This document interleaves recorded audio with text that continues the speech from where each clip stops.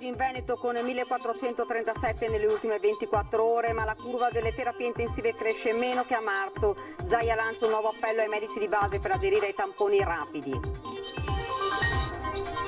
Pronta l'ordinanza con misure restrittive su mascherine e assembramenti, ma dice il governatore aspettiamo di capire cosa farà il governo. Intanto in arrivo 20 squadre dell'esercito per aumentare i test drive-in. Veneto nella lista nera della Germania, dalla regione la proposta al governo prevedere test per evitare la quarantena ai turisti tedeschi che rientrano in patria dopo una vacanza in Italia. 41 milioni per trasporti e sociali e 32 per interventi contro il dissesto idrogeologico sono i fondi in arrivo dal governo per comuni e province. Bandito solitario armato di pistola semina il panico in una sala slot di Torri di Quartesolo, fuga con 14.000 euro di bottino per il malvivente.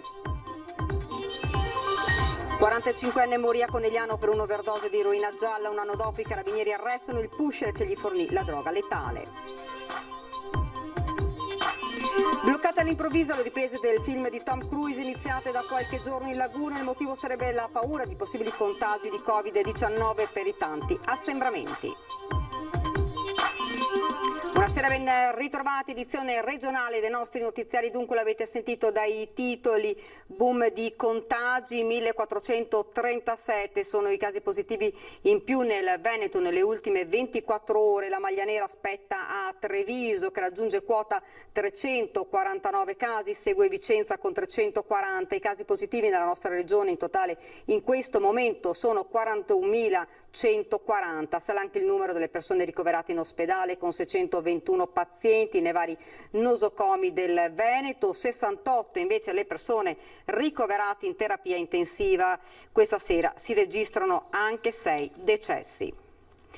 E di fronte ad una curva del contagio che cresce velocemente, cresce meno quella delle terapie intensive. Su questa tendenza si è concentrato oggi il governatore Zaia, che punta tutto sullo screening con l'aiuto dei medici di base e anche dell'esercito. Sentiamo.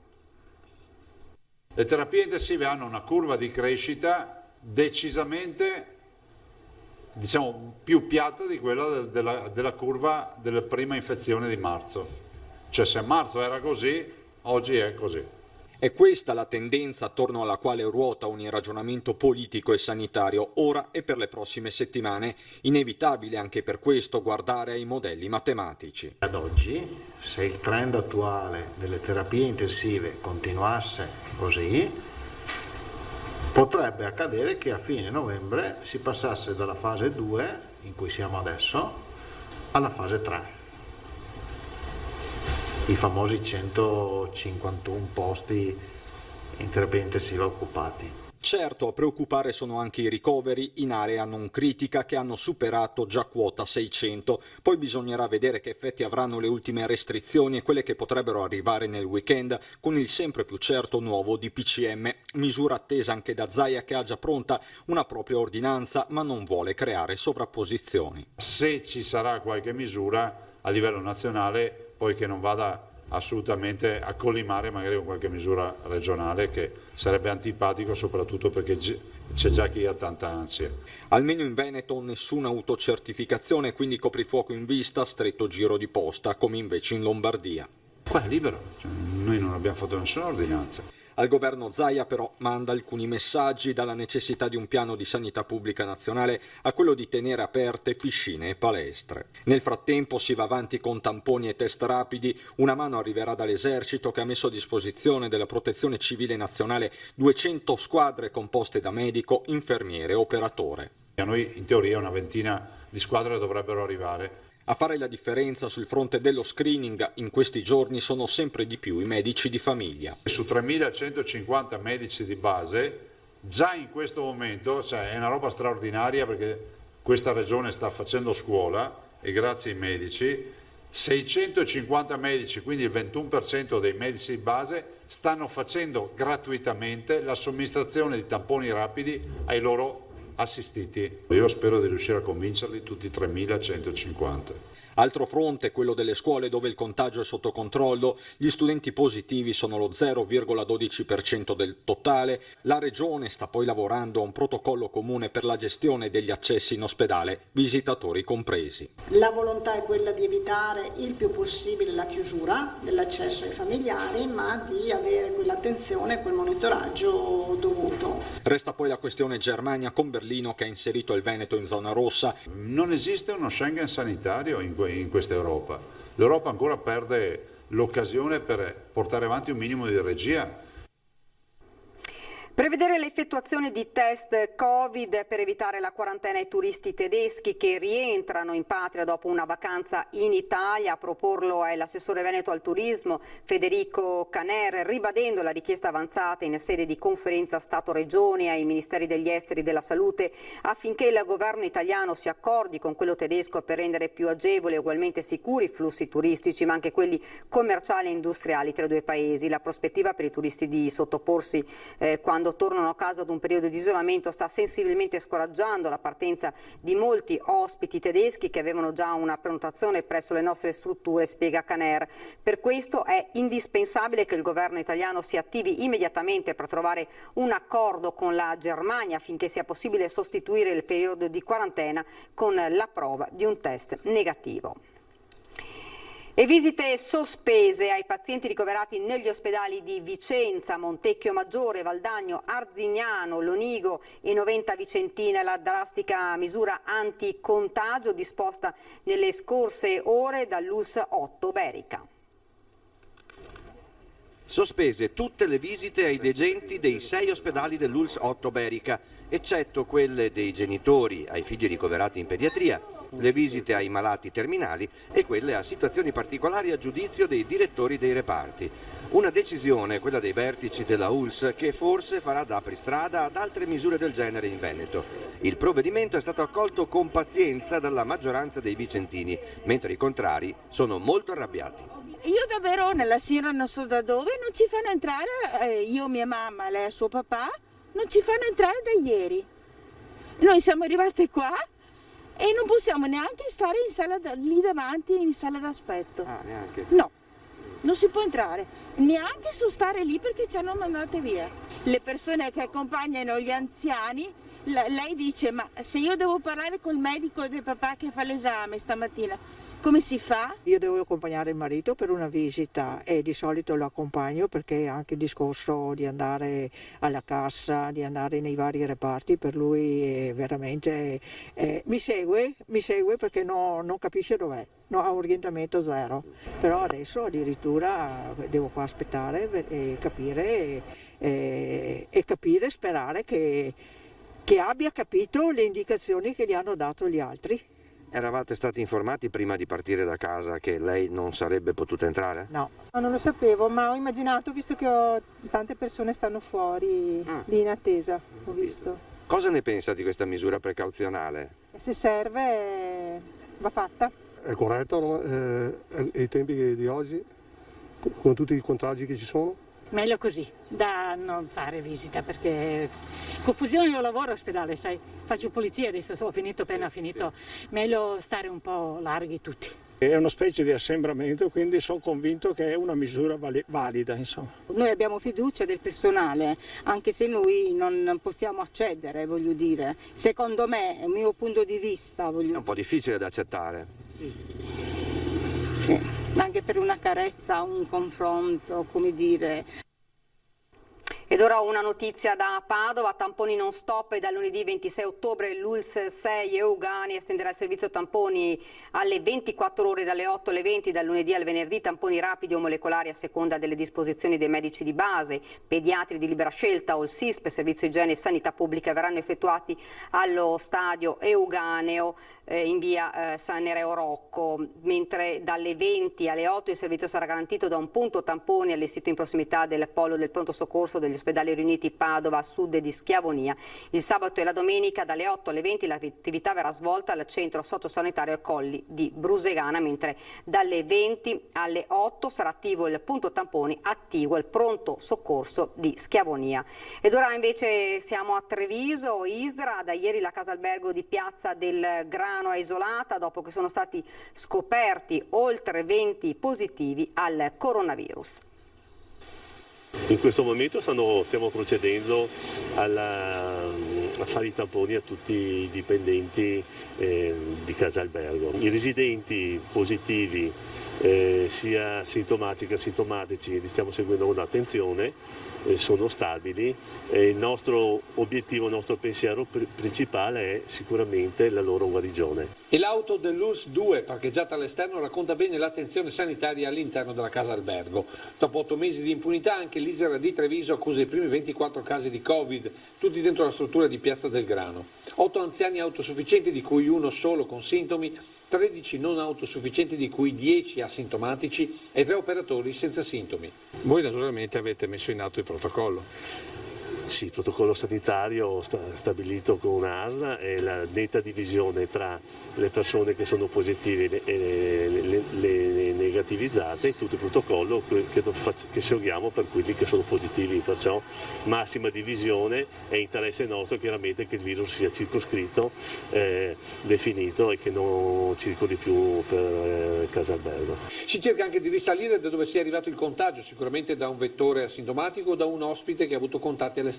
Intanto struttura sigillata con portoni chiusi a qualsiasi contatto e anziani seguiti costantemente dal personale interno. Qual è il clima degli ospiti? Ma io ho visto stamattina qualche ospite, o meglio intravisto, e li ho visti abbastanza sereni che facevano la loro vita normale, perciò da questo lato vedo serenità. Attenzione massima anche nelle altre strutture, in particolare per le visite dei familiari. C'è la questione dei tamponi, capendo se questo è il sistema migliore oppure se torniamo alla finestra, che è un sistema che non ci pone il tampone ma riusciamo a far più visite ai familiari.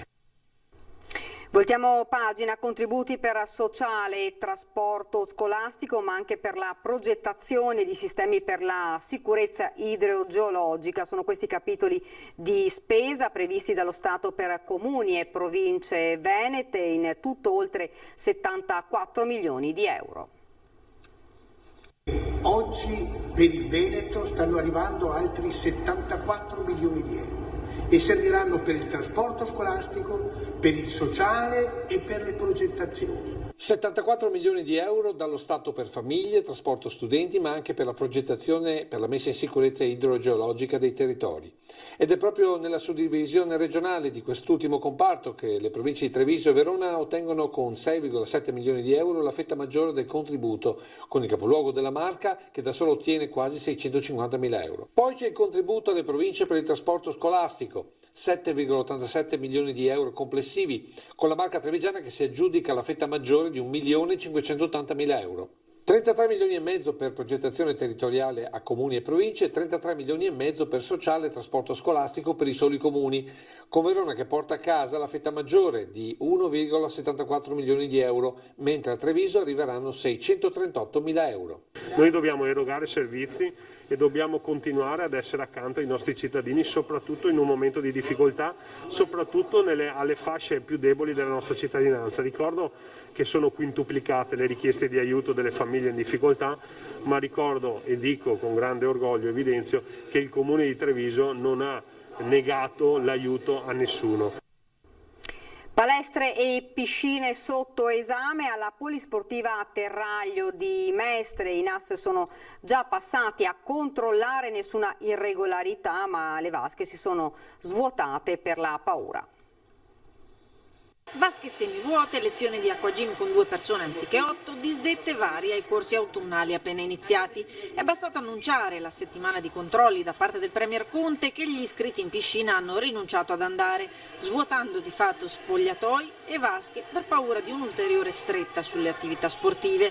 È in AS all'opera a monitorare il rispetto delle norme anti-Covid su 105 piscine a livello nazionale e su una quindicina in Veneto sulle 70 dell'Asso Nuoto, risultate tutte a norma. In questi 5 mesi abbiamo avuto circa 6 milioni di ingressi all'interno degli impianti natatori, abbiamo subito verifiche dai vari organi preposti a fare queste cose e non abbiamo riscontrato alcun focolaio, alcuna sanzione, quindi diciamo che ci sentiamo di dire che gli impianti natatori sono sono zone sicure. L'hanno definita una settimana di purgatorio, sperando ovviamente che non si trasformi in un inferno del settore, il che rende l'idea dello stato d'animo con cui i gestori di impianti natatori attendono l'ennesimo annuncio domenicale, dopo mesi in cui il fatturato è calato del 40-60%, causa costi fissi invariati, costi di adeguamento e sanificazione e riduzione degli iscritti. Dai percorsi differenziati alla mascherina fino alle gradinate, alla igienizzazione di tutti gli attrezzi usati, ore di attesa in cui si chiede vengano riconosciuti gli impegni presi senza demonizzare la categoria. E noi ci aspettiamo che, non dico che ci dicano bravi, perché abbiamo dimostrato di essere in grado di contenere e di, come dire, di attuare tutte le normative che ci sono state fatte, ma ci aspetteremo anche che facciano capire alla popolazione che forse appunto questi ambienti sono effettivamente sicuri. Sono cominciate le prove per il concorso straordinario per la scuola secondaria di primo e secondo grado, candidati suddivisi in diverse giornate per garantire il distanziamento previsto dalle norme anti-Covid. Sono stato contento, ma una prova fattibile, insomma è sempre il tempo un po' tiranno, ma era una prova, diciamo che è vero, sì. Era fattibile. Insomma. Il tempo era poco, quindi poteva andare anche meglio, però non era una prova impossibile, la difficoltà che ho trovato maggiore è stata nel tempo a disposizione. Concorsone della scuola al via ieri le prime prove per gli insegnanti che si sono presentati negli istituti trevigiani scelti per l'esame. Arrivano da ogni parte d'Italia, ma quasi tutti stanno già insegnando in Veneto da anni ed attendevano da tempo il concorso straordinario per uscire finalmente dal precariato. Anche perché, vista anche l'età dei candidati, che è abbastanza, io mi ritengo uno dei più giovani, io e un altro amico mio, e ho visto che c'erano tante persone veramente che l'attendevano come l'acqua. Io arrivo dal Lazio, dalla provincia di Frosinone, però insegno da 5 anni a Vicenza. Il concorso, che mira a stabilizzare gli insegnanti di medie e superiori con almeno 3 anni di servizio, è stato accompagnato nelle scorse settimane dalle polemiche con i sindacati che ne avevano chiesto la sospensione per il rischio Covid e l'impossibilità di sostenere prove supplettive per quegli insegnanti che si trovano in quarantena. Tra mascherine e termoscanner, per tutti la speranza è quella di entrare in ruolo ed avere un posto stabile. Speriamo dopo un po' di tempo, insomma, vista anche l'età, ormai sarebbe ora. La speranza è quella, quindi diciamo è fatta apposta per questo, che qualcuno ci riuscirà, qualcuno no, speriamo vada bene, incrociamo le dita. Ed ora ci fermiamo un attimo, c'è la pubblicità.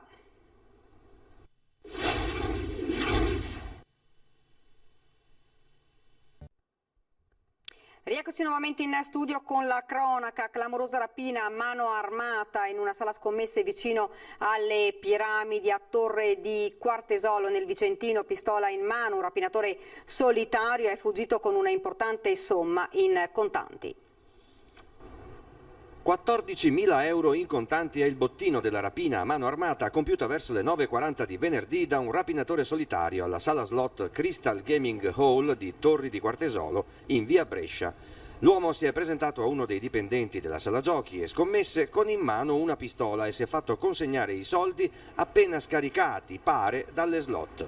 Mi sorprende un po' che ci fosse tutto quel liquido, almeno per quello che se ne sa, ci sono circa 14.000 euro, che ci fosse tutto quel liquido disponibile. Ecco, mi sorprende un poco e effettivamente queste attività possono attirare azioni di questo tipo. Dall'accento sembra che il rapinatore fosse italiano, indossava un cappello e una sciarpa. Saranno le telecamere interne ed esterne al centro scommesse ad aiutare forse i carabinieri di Torri e di Vicenza che stanno indagando sulla rapina insieme alla polizia locale. Il malvivente, dopo essersi impadronito della importante somma, ha chiuso i dipendenti in una stanza ed è quindi fuggito in bicicletta. Dopo un anno di indagini è stato arrestato il presunto fornitore della dose di eroina gialla che ha ucciso un 45enne trovato senza vita nel bagno del McDonald's a San Vendemiano a Treviso. E era stato trovato senza vita nei bagni del McDonald's a San Vendemiano, ucciso da una dose di eroina gialla, droga la cui potenza spesso si rivela fatale. Così era morto Leonardo Bottan, 45 anni. Immediate le indagini per risalire a chi gli aveva ceduto lo stupefacente. Era il 12 ottobre del 2019. Dopo un anno, i carabinieri del nucleo operativo e radiomobile della compagnia di Conegliano hanno arrestato un nigeriano di 24 anni. Il giovane accusato dei reati di detenzione e spaccio di sostanze stupefacenti è morte come conseguenza di altro delitto. I militari, grazie ad accurati riscontri incrociati sui contatti dello spacciatore, l'analisi delle riprese dei sistemi di videosorveglianza della zona e da ulteriori accertamenti tecnici, hanno raccolto gravi indizi di colpevolezza a carico del nigeriano. Il 24enne era diventato un punto di riferimento per i tossicodipendenti della zona. Noto nel giro, i militari hanno iniziato a controllarlo fino a scoprire che lo straniero era lo spacciatore di cocaina ed eroina e in particolare anche della cosiddetta eroina gialla, sostanza dall'elevatissima tossicità. Oltre alla criminale professionalità dimostrata dall'indagato nel gestire i propri traffici illeciti, è stata dimostrata anche la sua indubbia pericolosità, proprio tenuto conto dell'elevata tossicità dello stupefacente che con spregiudicatezza criminale lo straniero trattava assolutamente non curante delle gravissime conseguenze per i clienti.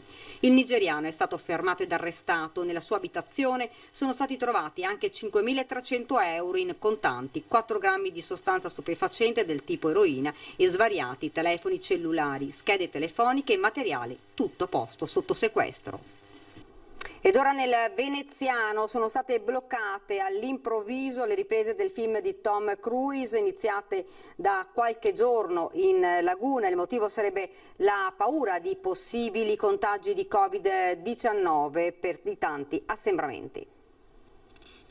Girare un film a Venezia sta diventando una missione impossibile per Tom Cruise, proprio come il titolo della saga Mission Impossible, che in questi giorni vedeva il divo hollywoodiano impegnato con la sua troupe a girare le riprese del 7° episodio di Libra. Le riprese avrebbero dovuto svolgersi già la primavera scorsa, poi fermate e rinviate in ottobre proprio a causa del lungo lockdown. La troupe era tornata a Venezia da pochi giorni e aveva cominciato a girare. Tom si era già fatto notare per il suo fisico atletico, saltando da un motoscafo all'altro in laguna. L'attore si è dimostrato poi molto gentile, salutando e sorridendo ai bambini e concedendosi spesso ai selfie richiesti dai fans a caccia di uno scatto memorabile o di un autografo.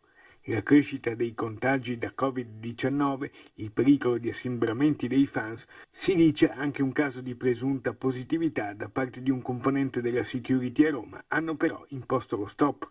È stato così smantellato come un fulmine a ciel sereno anche il set allestito in campo San Giacomo dell'Orio, sospese le prove delle comparse a Palazzo Franchetti per la grande festa che avrebbe dovuto tenersi a novembre a Palazzo Ducale. Non si sa ancora se ed eventualmente quando le riprese potranno riprendere. Insomma, il pericolo e la paura del coronavirus non guardano in faccia proprio nessuno, nemmeno le star del cinema. Ed è davvero tutto per questa edizione del nostro telegiornale, vi lascio le previsioni del tempo, grazie davvero per averci seguito, arrivederci.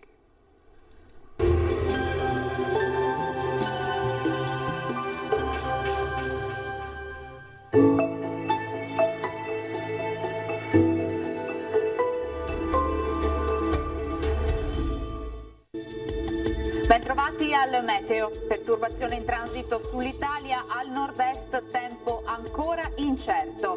Il dettaglio di sabato 24 ottobre.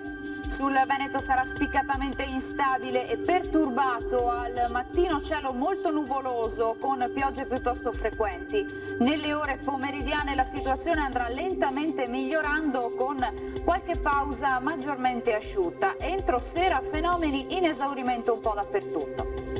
Temperature stazionarie minime fino a 14 gradi, valori massimi compresi invece tra i 17 e i 19 gradi.